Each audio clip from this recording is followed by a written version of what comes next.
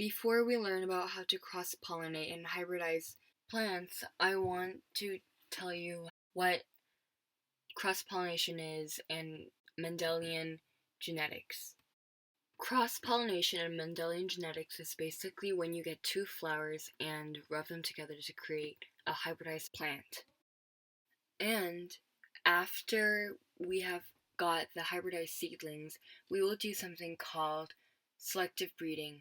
And selective breeding is choosing the varieties and traits you want and discarding the other ones. In the diagram, you see the F1 hybrid and F2 hybrids. And the F1 hybrid is a hybrid that is less stable. And the F2 hybrids are hybrids that are a little more stabilized and have a more predictable plant. And also, other than F1 hybrids and F2 hybrids, there are also F3 and F4 hybrids, and then you get the heirloom varieties. Heirloom varieties are varieties that are more stable, and the genetics of the plant will be true to type. Now that you are more familiar with cross-pollination, hybridization, and mental genetics, we could start the video. This is a pak choi, and this is a tatsoi. The pak choi will supply the pollen, and the tatsoi will create the seeds. This is because the tatsoi plant is much healthier, and secondly, the tatsoi has more percentage of the traits I want. Now, we have to remove a little bit of the flower from the pollen supplying plant, in this case, which is a pak choi.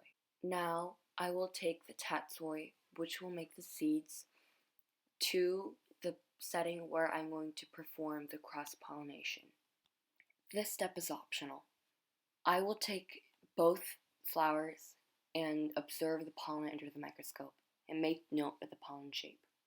Now I will do the same thing for the other tatsoi flower.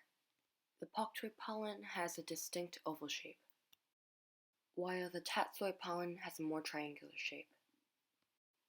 You do not have to use a microscope to cross-pollinate.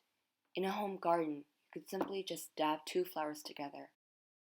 However, I want to be very precise and not have any other pollen enter the stigma and create another variety. That's why I'm doing this. After the cross-pollination, the plant will deploy seeds. Now I'm going to plant a lot of them and do something called selective breeding. Now I'm going to plant the seeds and hope some of the seedlings have the traits I want.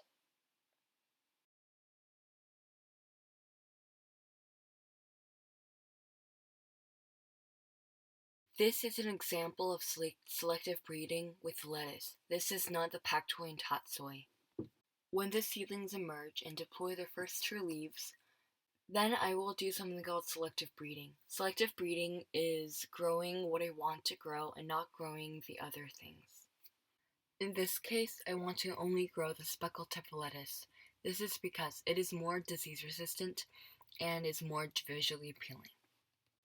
However, since this is a F1 hybrid, there are some mixed traits in the batch of seedlings.